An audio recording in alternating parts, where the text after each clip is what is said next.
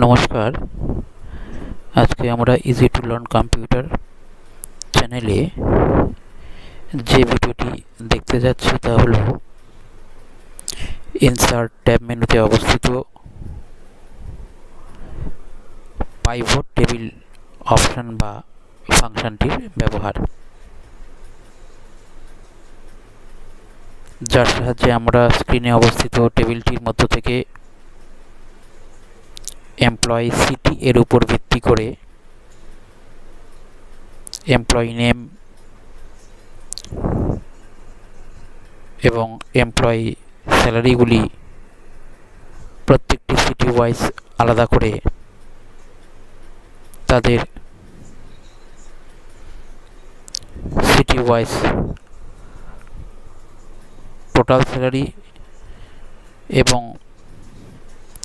Each employee wise total salary বা each employee wise salary and সমস্ত সিটিগুলোর grand salary. অতএব এই কাজটি সম্পন্ন করতে প্রথমে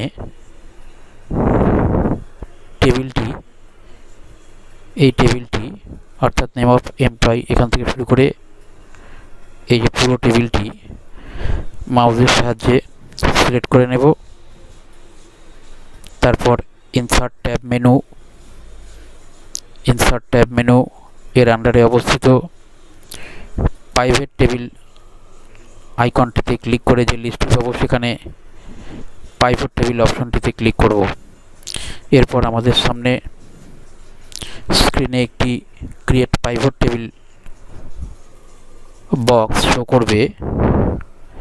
সেখানে choose where you want the pivot table report to be placed, এক্ষেত্রে নিউ ওয়ার্কশিট রেডিও বাটনটি সিলেক্ট করে আমরা ওকে বাটনে ক্লিক করব।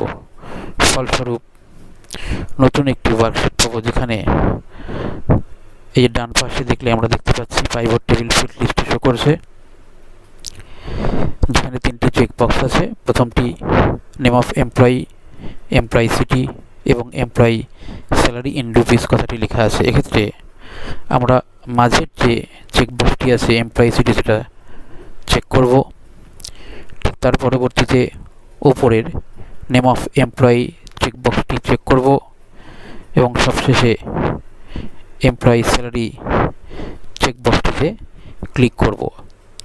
অতএব ঠিক তার বাঁদিকে এই যে জায়গাটি, এখানে আমরা সিটি ওয়াইজ আলিপুরদুয়ার টোটাল কত, তাদের স্টাফদের ইন্ডিভিজুয়াল, কোচবিহারের টোটাল কত স্যালারি, স্টাফদের ইন্ডিভিজুয়াল, এভাবে প্রত্যেকটি সিটি ওয়াইজ আলাদা আলাদা করে দেখে সবশেষে গ্র্যান্ড টোটালটিও শো করলো।